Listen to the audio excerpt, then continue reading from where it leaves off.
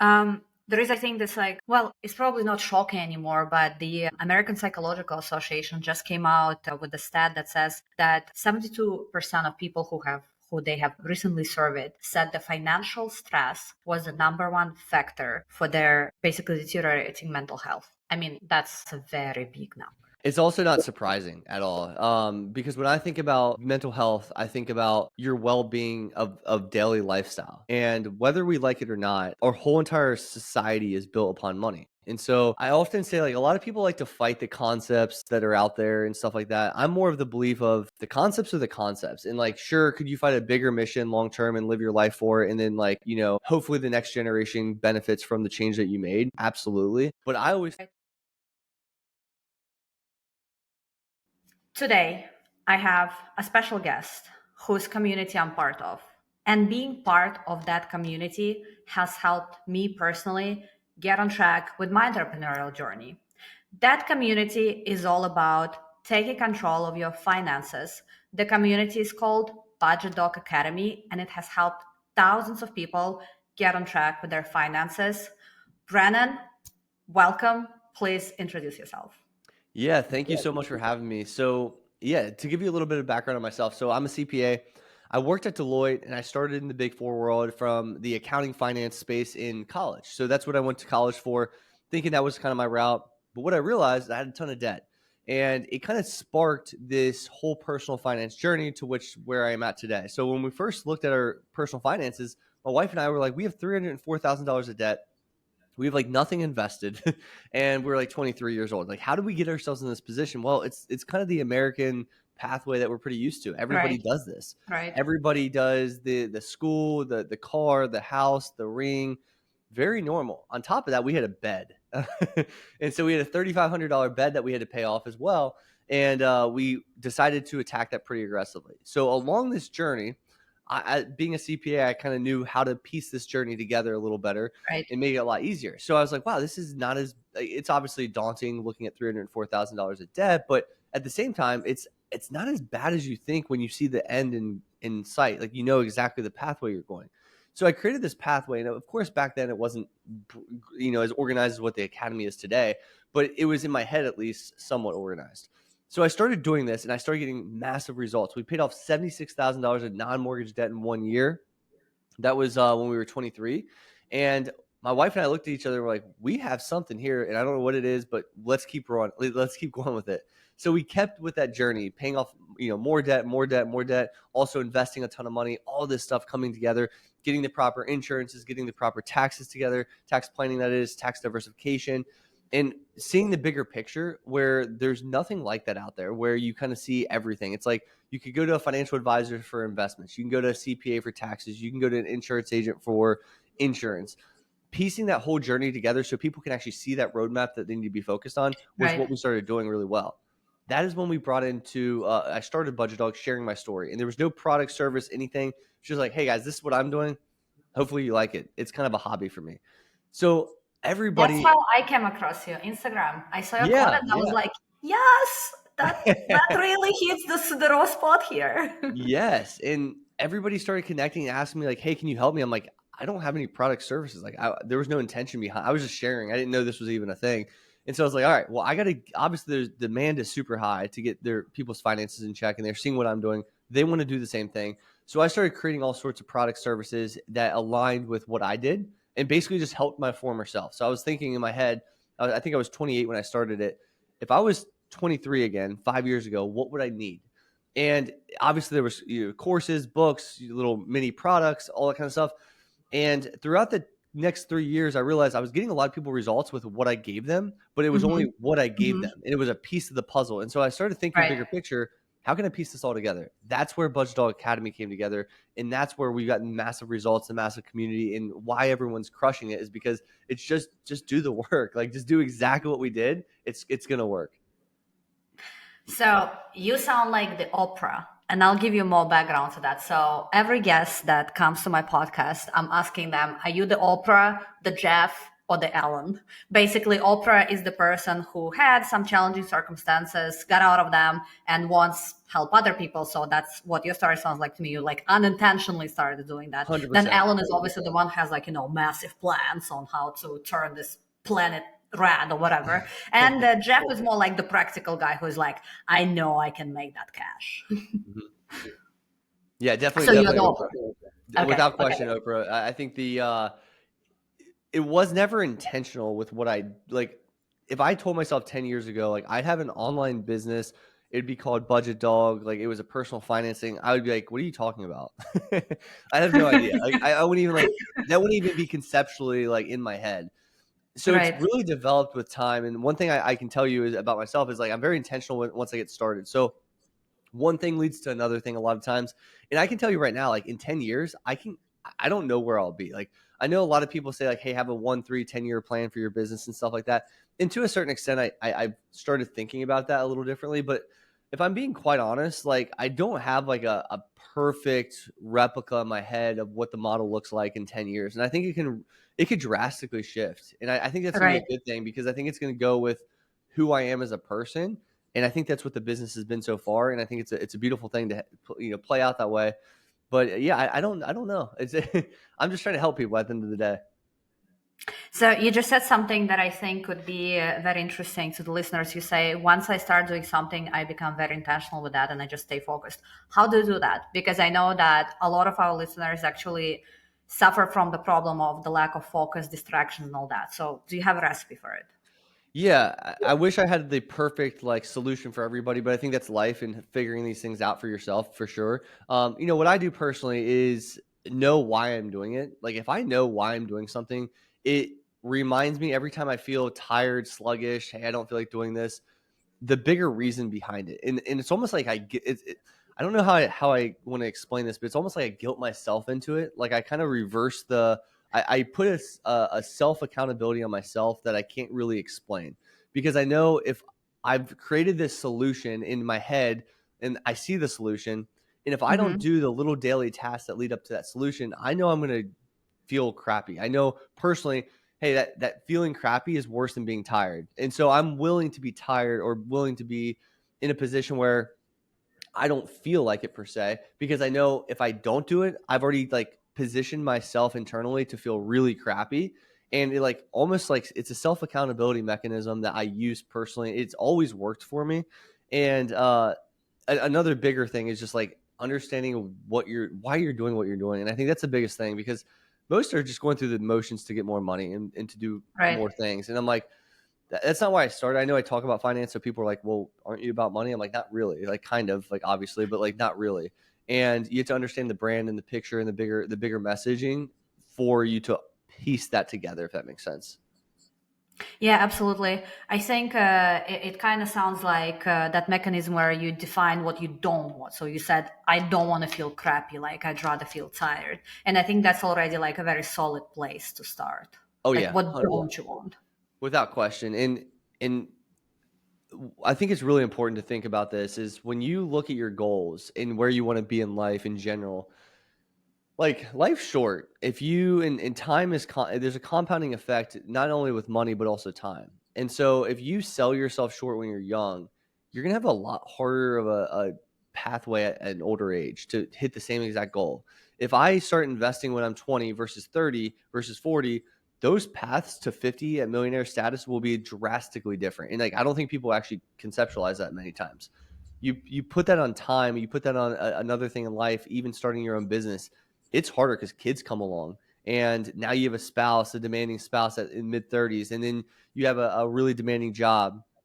Whereas at 20, you were single with no kids and not really much expectation. If you would have started that business then, you would have had a lot better chance long term. Now, I'm not saying or deterring people that are older from starting, but my point is start now and realize that like time is not on your side. Like that's the only finite resource that we have, and we need to realize that as soon as possible.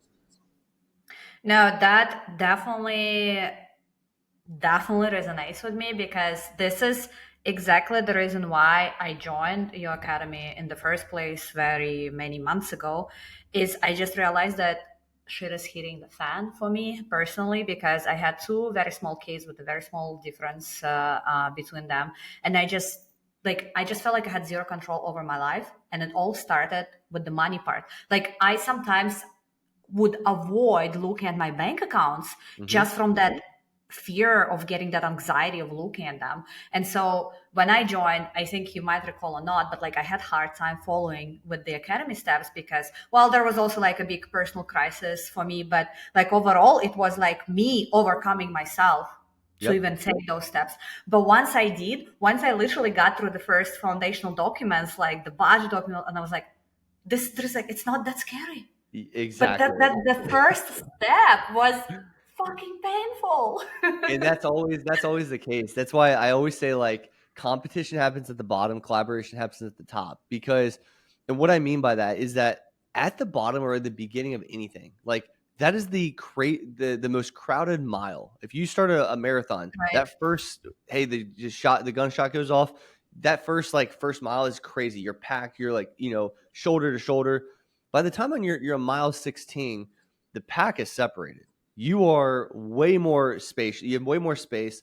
You have way more focus, and you're going to have a way bigger advantage if you're able to make it to that mile than somebody that stopped at mile 1 or mile 2. That's the hardest time, and eventually it actually gets easier and easier. And a lot of it's just like you said, it's like that avoidant mental block. It has nothing to do with the actual money. It's a mental Right. block. It's an avoidant Exactly. behavior, which is why I bring in Heather in the program, is to try to get people over those humps in the beginning, because that's going to happen. That's part of this game. Yes, she made me uncover some of the like inherited beliefs that came from my parents, because I mean, we were not well off at all. We were like borderline poor. And a Hmm. lot of that came from that time. And it's like took me a while to realize it and say, it's okay, like I can have the money. That was actually the thing that I had to tell myself, so that Yep. so that the money would like stop slipping through my fingers, just because I was not allowing myself to have the money in the first place. Crazy mental stuff right there, right? It's what she uncovers is pretty wild, and it's not, you don't Yep. even like really consciously understand it until or see it until she like points it out, and you're like, oh my god, like of course that makes way more sense. Exactly. And I think this analogy about the marathon that you just brought up, I think it's very powerful, because a lot of people stop at the very beginning, right? Because it's like crowd and they're like, oh gosh, like I can't get through the crowd, and then it's over. And this is something that a previous guest just brought up. He was like, because I was telling him about my like formula of success. I call it 3 C's, like consistency, commitment, and community. And so he called, because so for me it's like consistency, you just gotta keep it. And he was like, yeah, for me it's like volume or patience. So you just gotta keep at it, and no matter what, you'll have some result. But if you stop too early, well, there's not going to be any result, because it takes time, it takes momentum. Just like the compounding interest, right? It's not going to happen Yes, overnight. people aren't built naturally for longevity. They're built naturally for survival. And so the quicker you understand that like human nature is built upon that, the quicker you understand this is I got to do everything against my human nature to get rich, to get wealthy. And it's not easy because you're literally fighting yourself every single day. Right. There is, I think, this like, well, it's probably not shocking anymore, but the American Psychological Association just came out with a stat that says that 72% of people who they have recently surveyed said the financial stress was the number one factor for their basically deteriorating mental health. I mean, that's a very big number. It's also not surprising at all, because when I think about mental health, I think about your well-being of daily lifestyle. And whether we like it or not, our whole entire society is built upon money. And so I often say like a lot of people like to fight the concepts that are out there and stuff like that. I'm more of the belief of the concepts are the concepts. And like sure, could you fight a bigger mission long term and live your life for it, and then like, hopefully the next generation benefits from the change that you made? Absolutely. But I always think about that's not in my lifetime. Whatever I want to I don't want to I can't change the government. I can't change the concept of money in my lifetime anyway. So I'm going to play to the rules a little bit, and I'm going to play the game that they've created. I'm going to learn the game really well so I can live the life I want to live, because money is driving your lifestyle, and lifestyle is basically impacting your mental health in a big way. So if you think about that the way I kind of laid it out there, I think you'll come to the conclusion that it's not about fighting the moral obligations of money or the moral belief systems that people have out there. It's about realizing the game is the game, and there's not much around. We're insignificant in the grand scheme of things, and so if we can just figure out the game, play the game, we're going to be better off long term. That's a very hard thing to do. Obviously, it sounds simple, but it's a hard thing to do a lot of times. So I think I have this like popular question that I hear from the founders that I mentor. It's always like, should I take the leap of faith? Like, should I do it now? And one of the answers that I usually give them is like, have you looked into how much money you can spend before like you get broke? And usually the answer is like, they're just like sitting like, no. Can you talk us a little bit through this? Because I know you'll give a much better answer than I do, because I simply learned it from you. Yeah. So, like when I took the leap of faith into entrepreneurship, I think the main thing I was thinking about was I don't want to be the entrepreneur that's like, going to go bald by 35. Like, hopefully I still have my hair here. um, and I also wanted to put myself in a position of strength. And so if the business faltered, if things didn't go as planned, which could easily happen, would I have something to fall back on and would I be in a good position so that I wouldn't be let's call it in survival mode, and I could take time to think about the bigger picture and how I want to like navigate the business. So what we did personally with our 9 to 5s, leveraging those 9 to 5s, is I built up essentially an income stream with the business that was at or above the 9 to 5 for 12 straight months. And I told myself if I was able to prove myself that I could do that, well, now at the end of this 12 months, I could then earn that amount of income, basically the same amount of income as I once was. Obviously, since I was earning at or above, I was, let's say, taking a 50% pay cut as in a total, but I would also gain, let's call it 60 hours back a week because that's what I was working. So, Right. like, on average, 60 more hours plus doing what I used to do from a 9 to 5, I believed in myself enough to build this to a bigger thing. And so when I saw that, I said, okay, let's do that the smart way. And then also, not only do we have that income coming in, but we also have an emergency fund. We all in a bigger emergency fund than just like a 3 month emergency fund. And my wife was working 9 to 5. So she was doing all this 9 to 5. She could sustain us if I went to zero and I went to negative or whatever the case was. So we positioned ourselves very nicely along the way so that we were able to take the leap of faith. And then once we did that, the goal was to build this to a point where she could stay home. And obviously, as you know, with Logan's situation, that changed a lot. It wasn't just like, hey, we can take some time. Like with 4 months, Right. 3 weeks after I quit, Logan was born.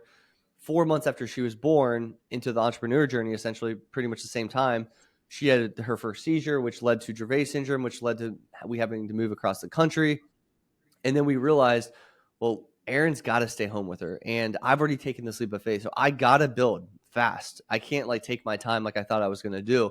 I can't go back to the 9 to 5. I got to build this. I got to build this sustainability that she can stay home to prevent any additional seizures as much as possible to help her development.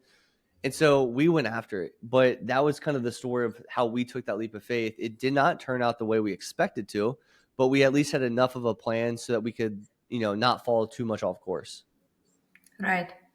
Okay. I was gonna ask you about if there was like a pivotal moment, because I mean, I know this from your content. I've seen the story, and I think I honestly I can only applaud it, because there are a lot of people who would fold under that pressure and would just go back to 9 to 5 because that's safe, right? So Hmm. how I've had did a lot of you friends obviously? that have actually done that. I've had friends that started off in the entrepreneur journey with me, and they're like, this isn't right for me. And there's pros and cons to everything, I think, and you have to know yourself best. And I think it's if you go back because you know yourself is it's the better move for yourself, I think it's fine. If you're going back because you're scared, don't know if you're really challenging yourself as much as you should be. Okay, this was gonna be my question. It's like, how did you find that internal motivation to do that? Like, what was the question that you asked yourself to arrive at that conclusion? Yeah. I always like so we could talk about money, we could talk about dollars for the business, we could talk about financial health for that. But I think the bigger thing is like the reason you do stuff. And like I know it sounds simple at its core, but I don't think a lot of people focus on the reason they are doing stuff. They're just like doing it because they've either been told to, because they think there's going to be more money involved or something like that. And it's so surface level and it doesn't drive you when things get tough. And so when things got tough for us, like you with Logan's situation, I realized okay, do I want to go back to 9 to 5 to provide for the family, or do I want to create a legacy for the family with the family name? Also, building something that a sustainable engine that not only helps our family but also helps literally millions of people. And so I could go back to the 9 to 5, feel safe as a CPA, cushy job, whatever, have a decent salary, or I could change the world. And so I was like, what makes more sense for me? And even though it was very tough, I wanted to put ourselves in a position that there was actual impact, because like at my old job, like it was money. It was just a job to do a job. Like at Deloitte, Right. great people, great, place. But like there wasn't a lot of meaning behind what I was doing. It was like, okay, cool. I was learning some skills, technical things, awesome education, but there was no meaning. It was like, okay, I got to go to Right. work today. Now I wake up and I'm That excited to makes talk sense. to you. I'm excited to help the students. I'm excited to do all these things, get on IG lives, whatever the case is, run events, because I know that this could actually change people's lives directly. And it's not like me in my old Deloitte days. I walk into the C-level exec and they're like, why are you here? As the audit policeman. And so like it, you're providing real true value, and there's real true meaning behind that. So it really motivates you to continue to build upon that. So the second lesson that I think we can take out of this is know your why, Oh because this yeah. could be like your internal driver. All Know right. your why, like, is one of the most, it's very surface if you just say know your why. But if you actually dig deep, peel back Mm-hmm. the onion, Mm-hmm. ask yourself why, like a little kid asking mom and dad why a million Mm-hmm. times, you're gonna find that like deep rooted meaning behind what you're doing, and it's gonna make a lot of sense. Yeah, and I think the why can be like multifold, because this is what it is for me today. So, like, my initial why was that I didn't want the shit to hit the fan again. But then my additional why was just like yours. I'm like, I want to do something that will help other people, while I didn't exactly know what that was going to be at that time. And then my final why was my kids. I'm like, I want to be more available for my kids. Like, I want to give them something qualitative, but that requires me having something that works systematically instead of me slaving away consulting Hmm. all those startups.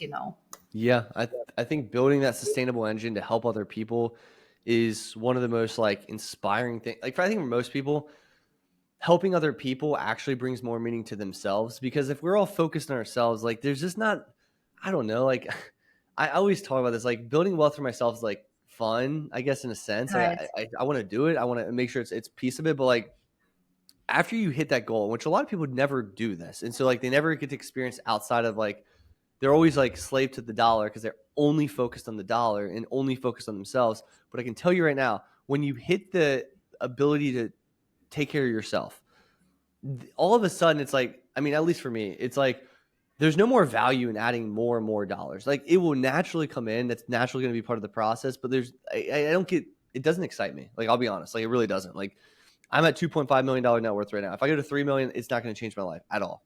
Right. If I go to 5 million, not going to change my life at all. I'm living exactly the life I want to live right now. I'm making plenty of money that I need to make right now. Like that's not going to drive me at all. But like when I go into the academy and I see the wins that we get every single day, as you know, at the very top, like that, like I literally jump out of bed, like let's go. Like I get so excited about that because there's so much more meaning to it, right? That's not only their life, but that's their family's life and that's their child's. Like there's so much impact to that. And so like I think it's so much bigger than just like yourself. And I think when you realize that, like it's not about yourself and you can get yourself right, like it means so much more. Right. No, I agree. This is basically, it's called serving, right? You got to serve other people, but you just basically described this perfectly. It's like, first you need to serve yourself, you need to help yourself, but once you've done that, then you can go to the next level, which is this self-actualization, where you can get to transcendence, well, according to Maslow, and this is where you serve other people, which is Yes. like, this gets you to this like upper part of the entire pyramid, so you can even be like above the pyramid, really. 100%. 100%. um Were there any other setbacks in your entrepreneurial journey besides this, I guess, initial big one? And if Yeah. there were, how did you overcome them? Yeah, so it's hard to even pinpoint. There's so many. And it's like all the time. So like that's just part of entrepreneurship, I think. And like right now we're in a prime example of this. We're trying to scale, we're trying to build, we're trying to impact more people. But that takes people internally, that takes systems internally, that takes, Right. structure. and processes and data and all this kind of things. And we don't necessarily have all that right now. Like I'll be quite honest, like we built to a pretty substantial amount, and then we realized, hey, we're stalling right now. We haven't beaten or gone above where we're gone for the last like couple months. There's a reason behind that. We know what the reason is, but we have to implement those systems, processes, and data in order to go to the next level. And so, like right now, as we speak, lots of late nights, lots of early mornings, lots of stress. And a lot of people would be like, well, why are you stressed? Because you have everything you need. I'm like, I do, but like I see a big, like my stress isn't about me. It's about other people. Like if I don't fix this, I can't help other people. Like I'm done. Like I'm at least limited to who I can help. Right. But if I figure out these systems, if we're able to get in schools, in government institutions, in bigger facing types of entities, I can then directly impact so many more kids, so many more people in general. But like I can't do that if I don't have the processes, data, and people in place in the right way. So that's why I stress. So like right now we're in that like that bind, and we haven't figured the solution. My vision is clear as day. I'll tell you that right now. Like I know exactly what we need, but I need time to time a little bit, and I need it to play out the right way, because if you rush too many things in business, things can get really bad very fast. So you gotta play this like push, but also kind of come back to reality type of thing, and not break systems too quickly, if that makes sense. And I think that's Yeah. where we're at right now.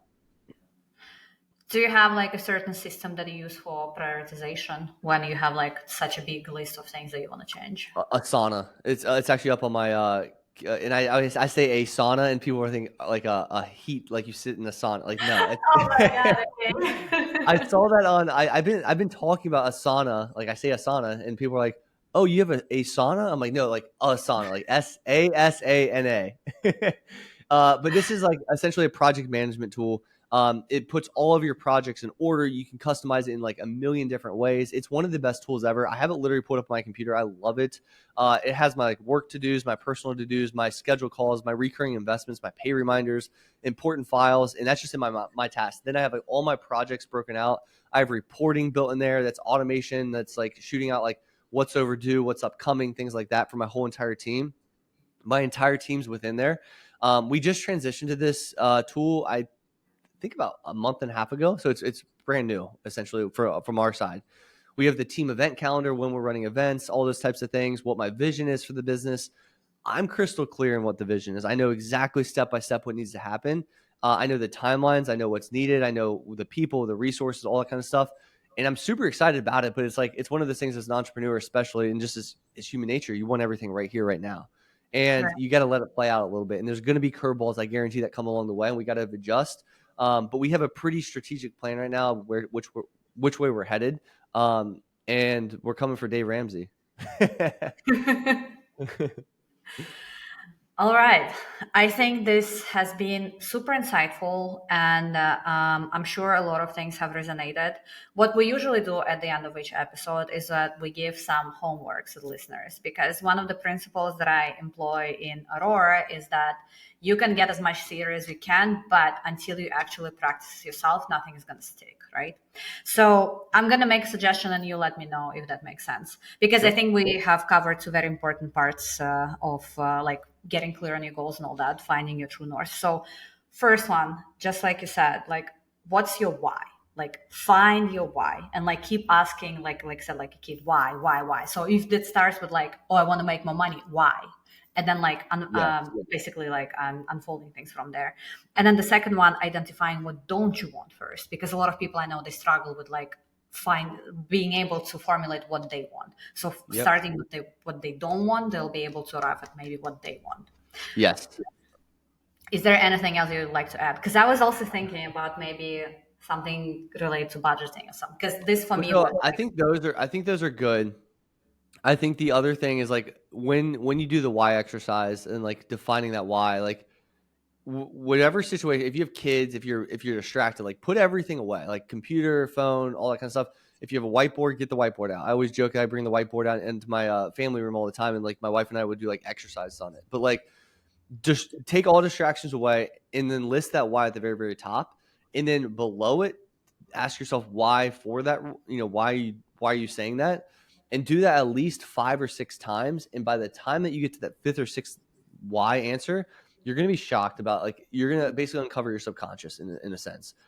Right. It's a very simple exercise, but you got to think about it and be honest with yourself. Be real with yourself and authentic, and don't lie to yourself, because a lot of people will lie about this because their ego is doing it. Actually, they're like, Right. well, I don't really want to make that much money. I want to focus on this, and it's like, what's wrong with making money? Like, why inherently is that a bad thing?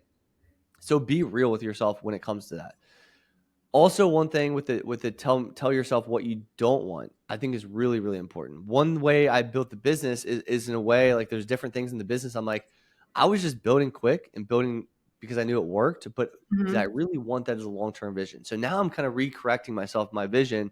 And like I said, I'm very crystal clear in that vision, and I need to shift things around. But if you build your way up, it's a lot easier to start at the bottom and fix it the way you want to fix it versus build it and then you have to, like, it's like Jenga. You're like you're like, hopefully this doesn't crash and burn, but now I need to shift it to this model instead of the old model. You know what I mean? So be very crystal clear in that vision. Now, part of that's going to come with time. It's like, hey, I did something. I Right. realized I didn't want that as much as possible. But those two things are massive. Now, if I could help you from a financial perspective, and you know this personally, is like, one of the first things you can do is go look at your reality.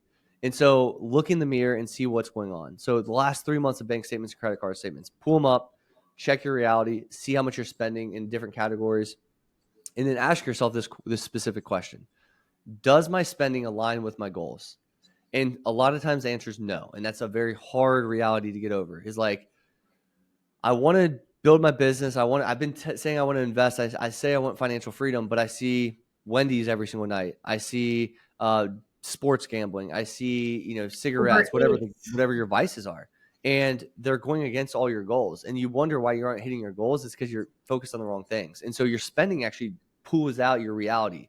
So in line with the other bigger mission of why, defining what you don't want, I think it's also really, really important to look at your actual spend, because that's your truth. That's what's really happened. What, right or wrong, no judgment here, but it's at least you have to come to the conclusion that, like, that's what you spent. That's what you Right. value in a Right. sense.